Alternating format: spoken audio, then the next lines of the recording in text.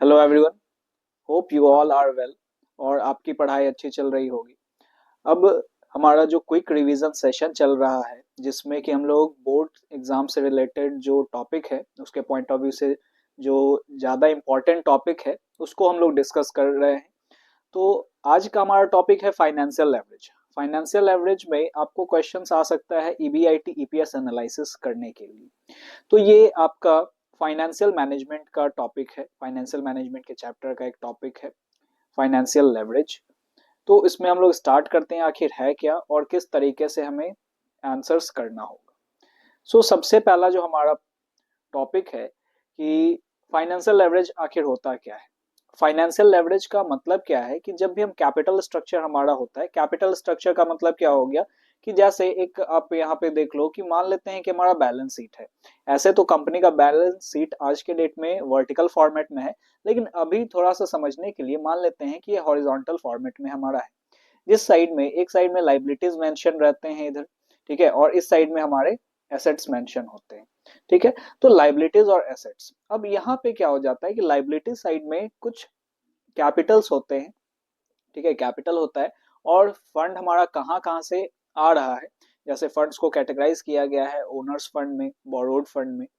तो अब यहाँ पे बोला जा रहा है कि कैपिटल स्ट्रक्चर में जैसे एक ओनर्स इक्विटी होता है, ओनर्स इक्विटी का मतलब क्या हो गया, शेयर होल्डर्स फंड। तो शेयर होल्डर्स फंड या फिर जिसमें हम लोग इक्विटी शेयर्स को देखते हैं, तो इक्विटी शेयर्स जो हमारा एक पैसा रेज करने का एक तरीका है, सोर्सेस फंड रेज करने का एक तरीका है। तो इक्विटी शेयर्स से जो हम पैसे रेज करते हैं, ठीक है, उसके साथ अगर हम डेट का इंक्लूजन करें या प्रेफरेंस शेयर कैपिटल का इंक्लूजन करें अपने कैपिटल स्ट्रक्चर में, तो इसी को फाइनेंशियल लेवरेज कहते हैं या ट्रेडिंग ऑन इक्विटी कहते हैं। तो एक बार रिकैप करते हैं कि क्या कहा जाता है, फाइनेंशियल लेवरेज किसको कहा जाता है या ट्रेडिंग ऑन इक्विटी किसको कहा जाता है। तो फाइनेंशियल लेवरेज या ट्रेडिंग ऑन इक्विटी का मतलब हो गया कि जब भी हम ओनर्स इक्विटी के साथ हम लोग डेट या फिर प्रेफरेंस कैपिटल को यूज करते हैं, यानी कि जैसे हमें पैसे की जरूरत है, कंपनी को पैसे की जरूरत है, तो कंपनी के पास मल्टीपल ऑप्शंस हैं, ठीक है। अगर हम लोग दो पार्ट में अगर कैटेगराइज करें तो एक हो गया ओन्ड फंड और एक हो गया बोरोड फंड।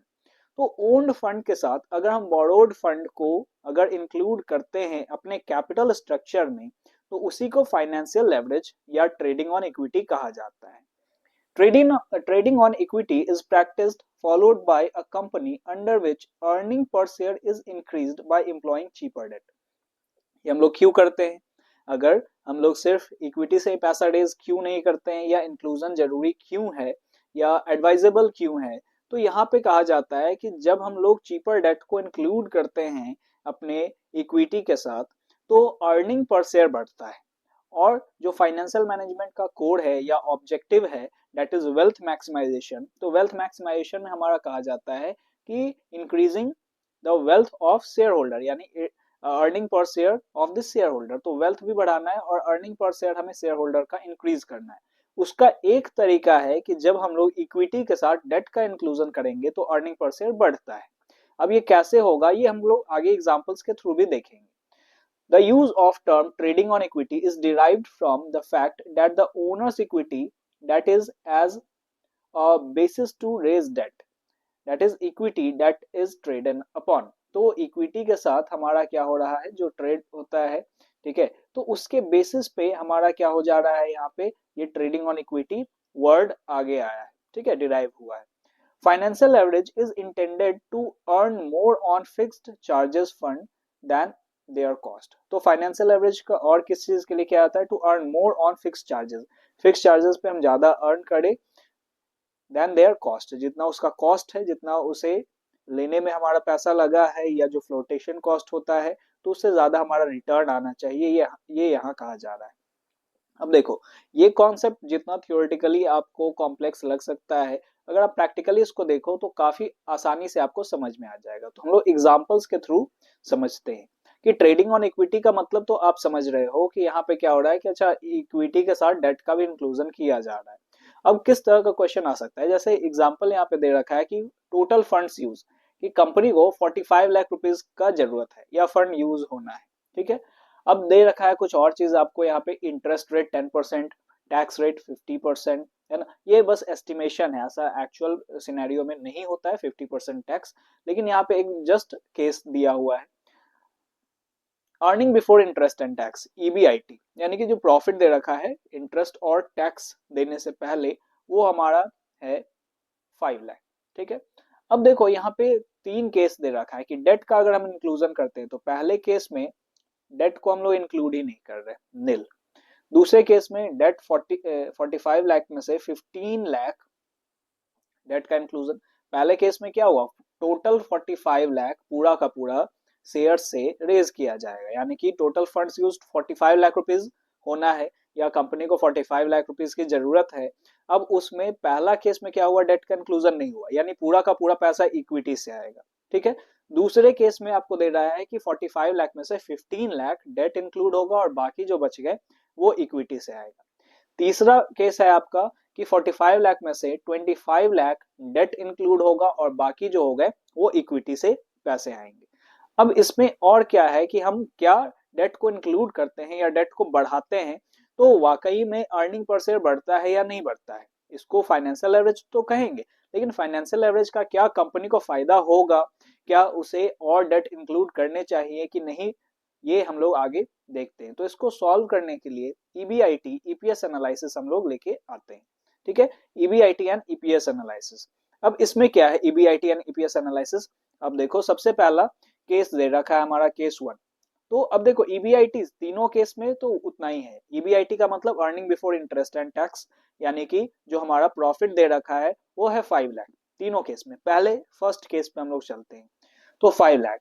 इंटरेस्ट, इंटरेस्ट किस पे लगेगा, तो फिक्स चार्जेस का बात किया गया है, अगर हम डेट को अगर इंक्लूड करते हैं तो डेट पे इंटरेस्ट हमें पे करना पड़ता है।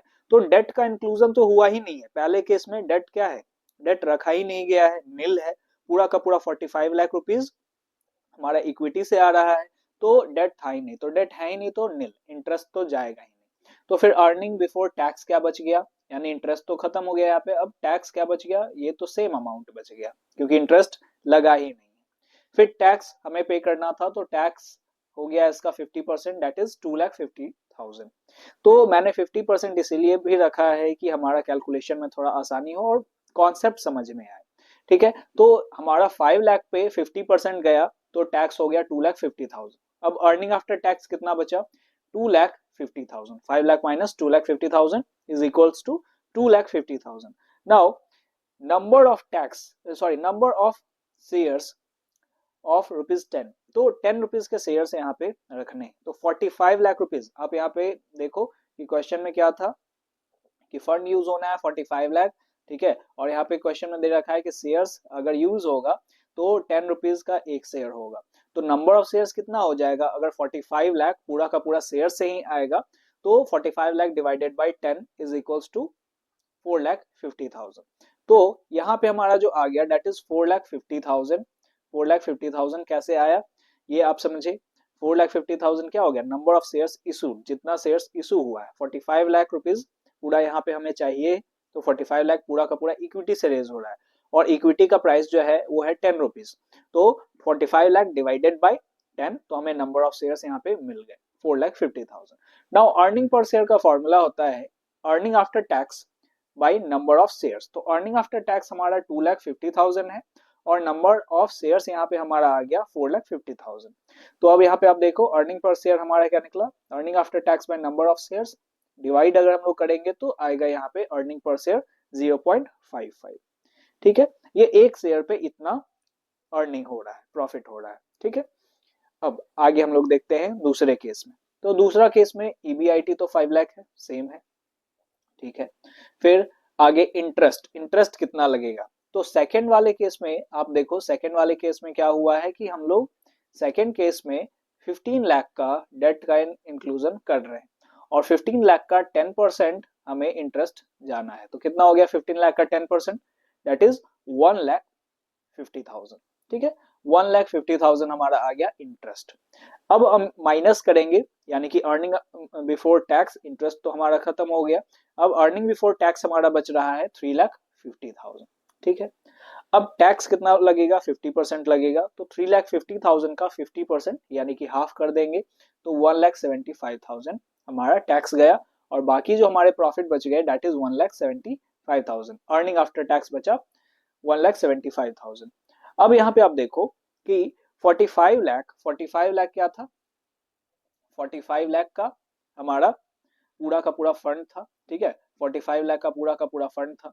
45 लाख में से 15 लाख तो डेट गया, ठीक है, 15 लाख का डेट गया, तो कितना बचा, तो यहाँ पे 30 लाख बचा, ठीक है, ये कितना बच गया, यहाँ पे 30 लाख का, ये हमारा 30 लाख बचा। तो 30 लाख किस चीज से इशू हो रहा है, किस चीज से पैसा आ रहा है, वो शेयर से पैसा आ रहा है। यानी 45 लाख में से 15 लाख तो डेट से पैसा आ रहा है, तो बाकी 30 लाख रुपीज कहाँ से आ रहा है, शेयर से पैसा आ रहा है। तो 30 लाख डिवाइडेड बाय 10, हमें नंबर ऑफ शेयर्स निकालने हैं, तो 3 लाख आ गया है यहाँ पे, ठीक है। अब ये 3 लाख को हम लोग क्या करेंगे, earning after tax by number of shares, तो अर्निंग आफ्टर टैक्स है 1,75,000 और नंबर ऑफ शेयर्स है हमारा 3 लाख। तो अगर हम इसे डिवाइड करेंगे तो अर्निंग पर शेयर आ गया 0.58। तो अब देखो यहाँ पे, आप यहाँ पे सिंपल सा केस देख सकते हो कि अगर हमने डेट को इंक्लूड किया है तो अर्निंग पर शेयर बढ़ रहा है। पहले में डेट नील था, है ना, अब हम लोग डेट का इंक्लूजन किए, 15 लाख का डेट को इंक्लूड किए, तो हमारा अर्निंग पर शेयर बढ़ गया, ठीक है। तीसरे केस में देखते हैं कि क्या और अगर हम डेट इंक्लूड करेंगे तो अर्निंग पर शेयर बढ़ेगा या नहीं बढ़ेगा, क्योंकि तीसरे केस में तो 45 लाख में से हम लोग 25 लाख डेट का इंक्लूजन कर रहे हैं, है ना। अब यहाँ पे देखते हैं कि ये कैसे बनेगा। अब यहाँ पे आगे देखें तो अब देखो यहाँ पे क्या हुआ कि 5 लाख का तो earning before interest and tax है, ठीक है, ये हो गया हमारा ईबीआईटी 5 लाख प्रॉफिट। इंटरेस्ट तो 25 लाख का डेट को इंक्लूड किया गया है, तो 25 लाख पे 10% इंटरेस्ट लग रहा था, तो 2,50,000, है ना, 25 लाख पे 10% इंटरेस्ट लगा तो 2,50,000 इंटरेस्ट गया। तो 5 लाख माइनस 2,50,000 इक्वल्स टू 2,50,000, हमारा 2,50,000 बच गया अर्निंग बिफोर टैक्स। अब इस पे टैक्स 50% लगाने हैं, तो टैक्स हो गया 1,25,000, ठीक है। बचा कितना अर्निंग आफ्टर टैक्स, फिर हमारे पास बचा है 1,25,000। नंबर ऑफ शेयर्स इसमें कहा कितना आ जाएगा, तो 45 लाख में से 25 लाख, 45 लाख में से 45 लाख टोटल फंड यूज होना था, जिसमें 25 लाख, सॉरी 25 लाख हमारा इंक्लूड हो रहा है इक्विटी से, सॉरी डेट से, तो इक्विटी कितने का रह गया, इक्विटी हमारा 20 लाख का हो गया। तो 20 lakh divided by 10, number of shares हमें निकालने हैं, तो ये आ गया हमारा 2 लाख, ठीक है, ये 2 लाख। अब हमें अर्निंग पर शेयर अगर निकालना है तो earning after tax by number of shares, तो अर्निंग आफ्टर टैक्स हमारा है 1,25,000, नंबर ऑफ शेयर्स हमारा है 2 लाख, डिवाइड कर देंगे तो आ जाएगा 0.62। अब यहाँ पे ये सिनेरियो आप देखो कि जैसे जैसे हम लोग डेट का इंक्लूजन बढ़ा रहे हैं, पहले डेट यहाँ पे था ही नहीं, है ना, यहाँ पे तो डेट का इंक्लूड ही नहीं किया गया, 45 लाख पूरा का पूरा हमारा क्या हो गया, इक्विटी से ही आ रहा था। सेकेंड वाले केस में क्या किया गया, 45 लाख में से 15 लाख को इंक्लूड किया गया है ना, और थर्ड वाले केस में 15 लाख को इंक्लूड किया गया तो अर्निंग पर शेयर बढ़ा, ठीक है। तीसरे केस में हमारा क्या हो गया, और डेट बढ़ाया गया, 15 से 25 कर दिया गया, तो 25 का डेट का इंक्लूजन जब हुआ तो अब देखो यहाँ पे फिर से बढ़ गया अर्निंग पर शेयर 0.62। यानी कि हमें पैसे जो चाहिए, अगर हम सोर्सेज अगर चेंज कर देते हैं या डेट का इंक्लूजन अगर कर देते हैं तो अर्निंग पर शेयर बढ़ जाता है, ठीक है। यानी जो भी कैपिटल का सोर्सेज है इक्विटी में से, इक्विटी में अगर हम डेट को इंक्लूड कर देते हैं तो इसके वजह से अर्निंग पर शेयर बढ़ जा रहा है ना, हर एक शेयर होल्डर का अर्निंग बढ़ जा रहा है। तो क्या ये केस हमेशा होगा, इस केस में, इन तीनों केस में तो हमने देखा ईबीआईटी ईपीएस एनालिसिस से कि हाँ ऐसा हो रहा है कि डेट इंक्लूड कर रहे हैं ना तो अर्निंग पर शेयर बढ़ रहा है। अच्छा, कि ये हम पहले कैसे बता सकते हैं बिना कैलकुलेट किए हुए इतना कि क्या बढ़ेगा ही बढ़ेगा अर्निंग पर शेयर या नहीं बढ़ेगा। अब देखो, in the given example there is no debt in case 1, that is unlevered business. Unlevered business का मतलब क्या हो गया कि जब हम लोग डेट का इंक्लूजन नहीं करते हैं तो उसे अनलेवर्ड बिजनेस कहा जाता है। While in case 2 and case 3 there is debt of 15 lakh and 25 lakh respectively. The earning per share in the company is 0.55 per share when it is unlevered. अब ये बढ़ा, ये तो हमने डिस्कस कर ही लिया है कि 0.58 और 0.62 हुआ। Now the question here arises why EPS increases with higher debt. जैसे जैसे हम डेट को बढ़ा रहे हैं तो अर्निंग पर शेयर बढ़ क्यों रहा है? This is because the cost of debt is less than the return which a company is earning on its fund employed.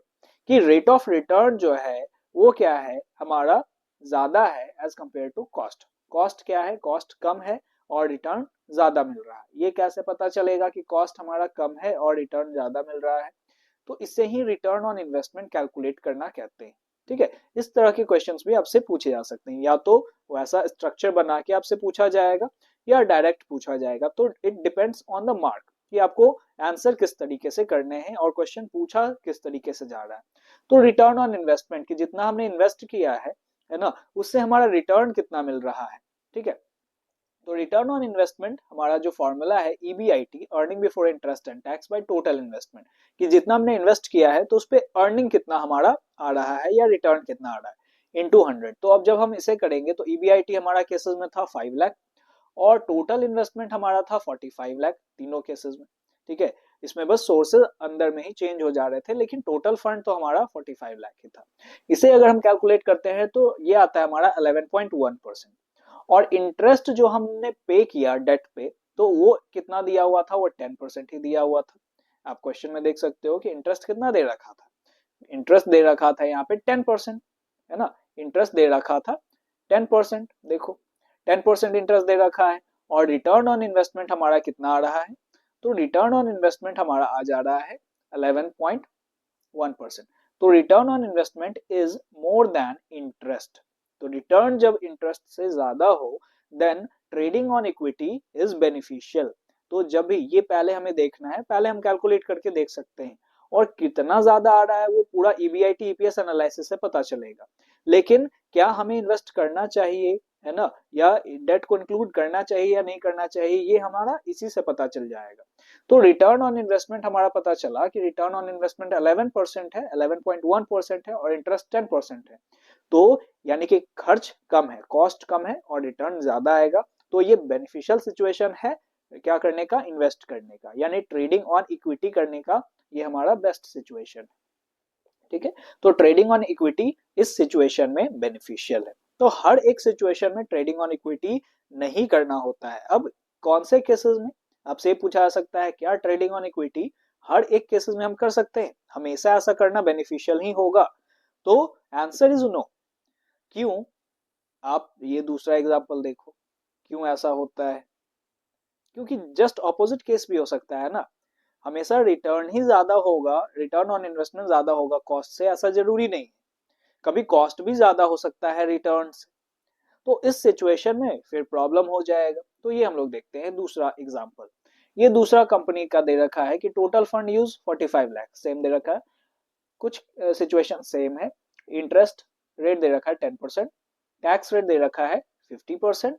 EBIT, अब यहाँ पे देखो ईबीआईटी, वहां पे ईबीआईटी 5 लाख था, यहाँ पे ईबीआईटी कम कर दिया 2,50,000। और बाकी डेट का भी कैसे सेम रखा है कि केस 1 में नील कुछ नहीं, केस 2 में 15 लाख का डेट का इंक्लूजन किया गया, केस 3 में 25 लाख का इंक्लूजन किया। सेम क्वेश्चन है यानी सेम डेटा है, सिर्फ एक चीज यहाँ पे चेंज हुआ है, डेट इज ईबीआईटी। ठीक है, अर्निंग जो है वो घटा दिया गया है। ठीक है, और शेयर्स वही है कि अगर इशू हो रहा है तो 10 रुपीज का एक है। अब सेम सिचुएशन हमारा चल रहा है। ठीक है, अब ये सेम सिचुएशन आप देखो कि हम केस 1, तो ईबीआईटी 2,50,000, इंटरेस्ट तो नहीं लगेगा क्योंकि डेट का इंक्लूजन ही नहीं है। फिर ईबीटी हमारा 2,50,000 आ गया, टैक्स लगा इस पे 50%, दैट इज 1,25,000। तो अर्निंग आफ्टर टैक्स आ गया हमारा 1,25,000 माइनस करके। नंबर ऑफ शेयर्स कितना है, तो 45 लाख का 45 लाख हम लोग शेयर से ही इशू कर रहे थे, तो डिवाइड कर दिया हम जब 45 लाख को 10%, सॉरी 10 शेयर से, यानी कि 45 लाख को 10 से अगर हम डिवाइड कर दिए तो हमारा आ गया नंबर ऑफ शेयर्स 4,50,000। तो इस सिचुएशन में अर्निंग पर शेयर का मतलब earning after tax by number of shares, तो ये हमारा निकल गया 0.28। ठीक है, सेकंड केस देखो, सेकंड केस में क्या हुआ, तो सेकंड केस में ईबीआईटी सेम है, ईबीआईटी तो तीनों केस में सेम ही है, 2,50,000। इंटरेस्ट कितना लगेगा, तो क्योंकि सेकेंड केस में डेट कंक्लूजन 15 लाख का हो रहा है ना, 15 लाख का हो रहा था ना। अब देखो ये सिचुएशन में 15 लाख का, तो यहाँ सिचुएशन में 15 लाख, सेकेंड केस 15 लाख का डेट कंक्लूजन किया जा रहा है। अब 15 लाख का अगर डेट कंक्लूजन है तो इंटरेस्ट कितना लग रहा था, 10% इंटरेस्ट लग रहा था, तो 15 लाख का 10% दैट इज 1,50,000 हो गया। ठीक है, 1,50,000 हो गया, माइनस करेंगे तो हमारा बच रहा है कितना, ईबीटी आया, earning before tax 1 lakh, tax कितना लगेगा 50%, तो 1 लाख का 50% 50,000, अर्निंग आफ्टर टैक्स कितना बचा, माइनस करने से हमारा बचा 50,000, और नंबर ऑफ शेयर्स कितना आ गया, तो फिर वही केस है कि 45 लाख में से, है ना, 45 लाख में से हमारा 15 लाख डेट कंक्लूजन है, तो बाकी 30 लाख जो है इक्विटी का है, तो 30 lakh divided by 10 is 3 lakh, ये हमारा आ गया नंबर ऑफ शेयर्स। ठीक है, सो ये हमारा नंबर ऑफ शेयर्स आ गया 3 लाख। ठीक है, अब 3 लाख को जब हम लोग क्या करेंगे, यहाँ पे नंबर ऑफ शेयर्स हमारा 3 लाख आ गया, 3 लाख को हम डिवाइड करेंगे यहाँ पे 50,000 डिवाइडेड बाय 3 लाख, तो ये आ जाएगा आपका 0.17। तो अब देखो इस केस में क्या हो गया, इस केस में उल्टा सिचुएशन हो गया कि पहले वाले केस में हम लोग क्या कर रहे थे, जब भी डेट को इंक्लूड कर रहे थे, है ना, डेट को इंक्लूड कर रहे थे तो अर्निंग पर शेयर बढ़ रहा था, यहाँ पे क्या हो गया, यहाँ पे अर्निंग पर शेयर घट गया, सिचुएशन तो वही है ना। तो हर एक केस में ऐसा नहीं होगा कि हमारा अर्निंग पर शेयर बढ़ेगा ही डेट के इंक्लूजन से। ठीक है, थर्ड केस देखते हैं, थर्ड में हमने 25 लाख का इक्विटी और 25 लाख का डेट का इंक्लूजन किया है, तो सॉरी यहाँ पे 45 लाख में से हमने 25 लाख का डेट का इंक्लूजन किया है और बाकी 20 लाख इक्विटी का था। तो यहाँ पे ईबीआईटी 2,50,000 है, इंटरेस्ट कितना लगा, तो 25 लाख, क्योंकि हमारा आप यहाँ पे देखो सिचुएशन कि 25 लाख, थर्ड में हमारा 25 लाख है ना, केस थर्ड में 25 लाख का डेट कंक्लूजन किया गया और इस पे इंटरेस्ट लग रहा है 10%, तो 25 लाख का 10% 2,50,000, 2,50,000 आ गया। अब ये तो पूरा का पूरा ईबीआईटी भी हमारा 2,50,000 था और इंटरेस्ट भी लग गया 2,50,000, तो अर्निंग बिफोर टैक्स तो अब बचा ही नहीं, नील हो गया, तो टैक्स उस पर अब लगेगा ही नहीं, है ना, अर्निंग आफ्टर टैक्स आया ही नहीं, नंबर ऑफ शेयर्स निकालने के बावजूद भी कुछ नहीं होगा, तो अर्निंग पर शेयर भी नील हो गया। ठीक है, अर्निंग पर शेयर भी नील हो गया। तो अब इस सिचुएशन में आप देखो कि जैसे जैसे हमने डेट का इंक्लूजन किया है इक्विटी के साथ, तो हो क्या गया, यहाँ पे ये प्रॉब्लम हो गया कि हमारा अर्निंग पर शेयर घटता जा रहा है, पहले सिचुएशन में तो बढ़ रहा था, अब क्या प्रॉब्लम हो गया यहाँ पे, तो यहाँ पे वही चीज है कि हमें पहले रिटर्न ऑन इन्वेस्टमेंट को कैलकुलेट करना पड़ेगा। तो रिटर्न ऑन इन्वेस्टमेंट जब हम कैलकुलेट करेंगे, जो हमारा फॉर्मूला था पहले, अभी हम लोग पहले एग्जांपल में फॉर्मूला हम लोग देखे कि EBIT divided by total funds use into 100, तो ये हमारा आ जाता है रिटर्न ऑन इन्वेस्टमेंट। इस सिचुएशन में जब हमने निकाला तो यहाँ पे ईबीआईटी 2,50,000 था और जो हमारा टोटल फंड यूज है डेट इज 45 लाख इंटू 100, अगर अब जब हम लोग करेंगे तो यहाँ पे आ रहा है रिटर्न ऑन इन्वेस्टमेंट 5.55%।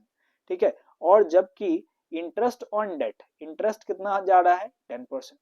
अब आप ही देखो यहाँ पे क्या हो गया कि रिटर्न कम है और इंटरेस्ट ज्यादा है, return on investment is less then interest, interest ज्यादा हो गया। तो ऐसे सिचुएशन में such a situation is unfavorable leverage and trading on equity is not advisable in such a case। ऐसे सिचुएशन में ये अनफेवरेबल लेवरेज है, लेवरेज तो हमने किया, यानी कि हमने डेट को इंक्लूड किया, लेकिन ये फेवरेबल नहीं है हमारा, ये एडवाइजेबल भी नहीं है कि ऐसे सिचुएशन में हमें क्या करना चाहिए, डेट से पैसे रेज नहीं करने चाहिए। तो फंड्स रेज करने से पहले ईबीआईटी ईपीएस एनालिसिस भी किया जाता है और ये कंपेयर किया जाता है कि रिटर्न ऑन इन्वेस्टमेंट क्या है और कॉस्ट हमारे क्या हो रहे हैं। ठीक है, और जो हमारा फेवरेबल सिचुएशन होगा, यानी कि रिटर्न अगर ज्यादा है इंटरेस्ट से यानी कि कॉस्ट से, then trading on equity is advisable, otherwise not। Also, for Invincible Limited, more trading on equity is not recommended because it is likely to increase the financial risk। इससे financial risk बढ़ रहा है और and thus an optimum capital structure which maximizes shareholders wealth is recommended। है ना, कि जो shareholders के wealth को बढ़ाए वो फाइनेंशियल स्ट्रक्चर या कैपिटल स्ट्रक्चर को रिकमेंड किया जाना चाहिए। ठीक है, ना कि वो जो अर्निंग पर शेयर घटा दे उल्टा।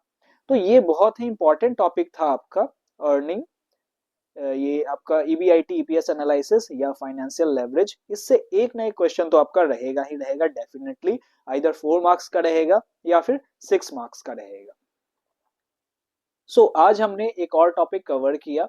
इसी तरह से और भी कुछ छोटे छोटे टॉपिक्स जो है वो हम लोग डिस्कस करते रहेंगे। Okay, thanks for watching, thank you everyone.